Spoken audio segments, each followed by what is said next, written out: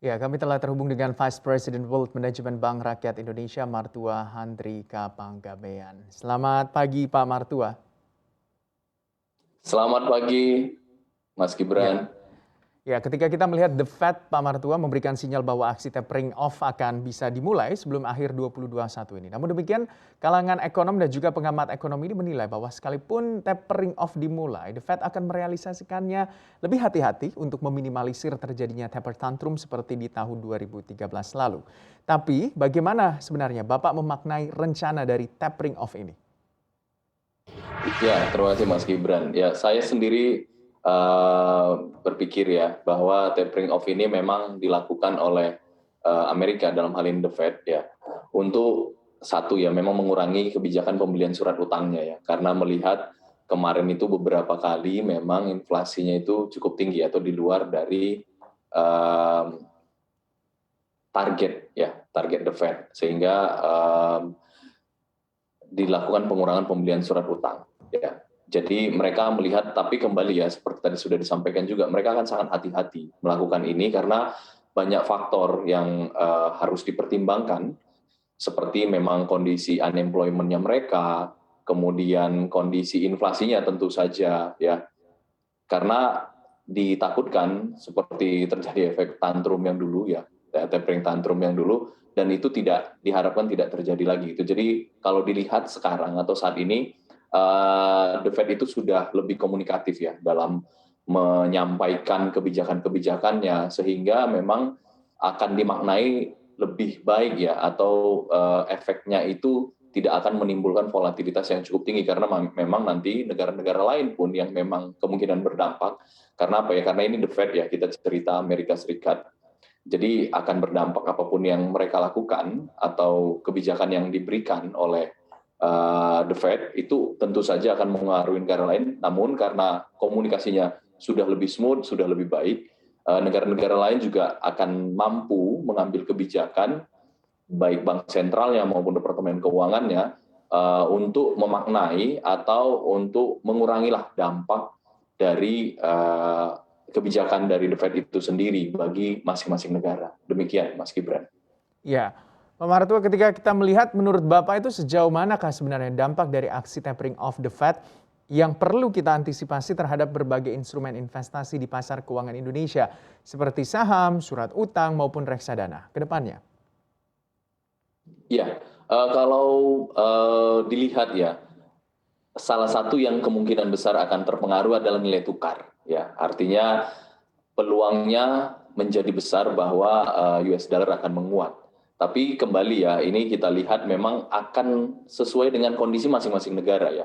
Kalau memang kondisi negara misalnya seperti di Indonesia, saya yakin kondisi kita sudah jauh lebih baik ya daripada kondisi sebelum-sebelumnya ya, baik dari inflasi kita yang juga terjaga, kemudian cadangan devisa kita yang juga sudah sekitar 8-9 bulan ya, kebutuhan 8-9 bulan, kemudian komposisi kepemilikan surat berharga juga jauh sudah lebih merata sekarang ya. Jadi yang penting untuk dipikirkan bagi investor di dalam negeri ya, misalnya di Indonesia, itu satu, itu harus memulai memikirkan untuk hedging. Terutama bagi investor-investor atau nasabah atau siapapun yang memiliki kewajiban dalam bentuk falas atau valuta asing ya, terutama dalam bentuk US dollar. Nah, hedging. Jadi mulai sekarang melakukan hedging terhadap kewajiban-kewajiban tersebut ya. Nah, dengan melakukan hedging tersebut nanti akan menjaga nilai kewajiban itu sendiri ya. Jadi nggak tiba-tiba nanti kewajibannya karena mungkin asetnya berbeda valutanya dengan kewajibannya sehingga terjadi miss di situ ya. Sehingga harus dilakukan hedging, terutama di sisi kewajiban dalam bentuk valuta asing. Nah, di sisi pasar saham maupun pasar obligasi mungkin akan terjadi ada pengaruh tapi kita meyakini kembali ya, ini akan kembali tergantung kondisi fundamental masing-masing negara. Kalau kita contohkan Indonesia, dengan kondisi fundamental yang sudah saya sampaikan tadi, saya pikir volatilitasnya tidak akan terlalu tinggi ya. Apalagi di instrumen-instrumen yang cukup aman, misalnya government bond atau kalaupun di saham, misalnya saham-saham di perusahaan-perusahaan yang kapitalisasinya besar gitu ya. Itu kemungkinan atau saham-saham blue chip mungkin akan berpengaruh, tapi pengaruhnya itu sementara dan tidak terlalu besar ya. Dan apalagi untuk obligasi yang jangka menengah sampai panjang, saya pikir ya tetap di hold saja atau dipegang saja, karena memang tidak akan berpengaruh cukup besar ya kalau menurut saya untuk di jangka panjangnya. Apalagi tadi kembali ya, kita melihat The Fed dalam melakukan kebijakan ini komunikasinya sudah sangat baik, sehingga memang akan dimaknai atau akan dilakukan penyesuaian oleh masing-masing negara atau bank sentral di masing-masing negara dengan lebih baik gitu. Nah, satu lagi ya, kalau memang secara investor merasa tanda kutip nih kurang nyaman atau agak takut bisa melakukan wait and see, ya dapat berpindah untuk sementara waktu ke investasi-investasi yang berisiko rendah atau moderat gitu ya. Tadi misalnya government bond, atau mungkin misalnya di sisi reksadana bisa masuk ke reksadana pasar uang misalnya, seperti itu gitu. Jadi investasi jangka pendek, atau bisa masuk juga ke instrumen yang lebih aman lagi, tapi memang tentu saja imbal hasilnya tidak terlalu tinggi, misalnya seperti deposito. Jadi lebih memegang cash untuk sementara waktu. Tapi menurut saya untuk investasi-investasi yang memang blue chip seperti itu atau saham-saham blue chip, sepertinya sih harusnya pengaruhnya tidak terlalu besar. Demikian menurut saya, Mas Erwin. Mas Iya. Gibran. Ya Pak, kalau kita melihat bahwa melansir data statistik pasar modal yang dipublikasikan oleh Otoritas Jasa Keuangan hingga 6 Agustus 2021, total AUM di industri reksadana dan juga di luar KPD dan AUM produk alternatif investasi itu sudah mencapai kurang lebih 549,90 triliun rupiah. Nilai AUM ini juga tumbuh 7,62% secara tahunan jika dibandingkan posisi pada periode yang sama di 2020 yang senilai 510,94 triliun rupiah. Kalau kita lihat kondisi tersebut, tampak bahwa animo investor untuk berinvestasi di reksadana masih cukup kondusif meski pandemi masih berlanjut. Lantas bagaimana sebenarnya BRI memaknai perkembangan di industri reksadana belakangan ini dan juga korelasinya terhadap daya tarik produk reksadana bagi nasabah layanan wealth management di perbankan?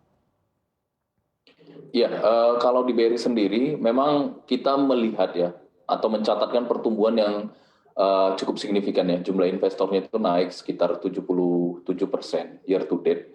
Jadi dengan kondisi yang volatile saat ini, memang investor mencari ya, kita lihat mencari instrumen-instrumen dengan profil resiko yang lebih kecil ya resikonya gitu ya.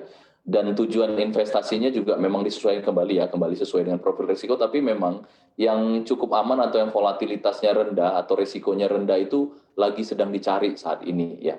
Ditambah lagi kalau kita cerita reksadana ya, reksadana itu para investor tanda kutip nih kan memberikan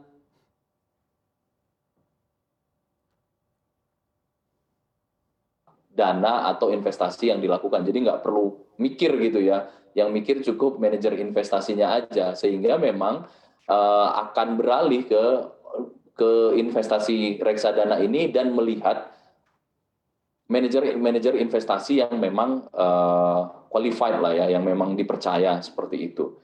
Nah, dan di tengah kondisi COVID-19 sekarang ini dengan sejumlah daya tarik itu ya, apalagi sekarang reksadana juga sudah jauh lebih mudah melakukan transaksinya ya, kemudian jumlah investasi yang dilakukan juga tidak harus dalam jumlah yang besar ya, dan bisa dilakukan rutin gitu ya. Masing-masing reksadana sekarang sudah bisa dilakukan misalnya rutin, misalnya 1 juta per bulan atau bahkan 100.000 per bulan bisa gitu ya. Jadi dengan berinvestasi di reksadana ini kita nggak perlu dana, tidak harus nih. Jadi pemula-pemula ini sangat cocok sebenarnya untuk melakukan investasi pertama kali dalam bentuk reksadana gitu ya.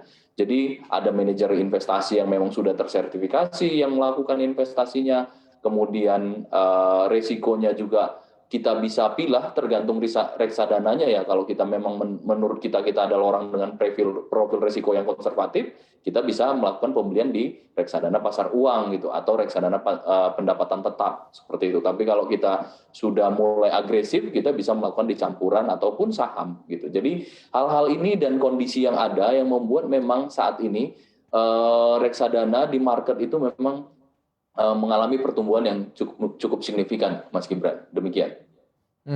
Oke. Untuk informasi lebih lengkap dan berita terkait, klik link deskripsi.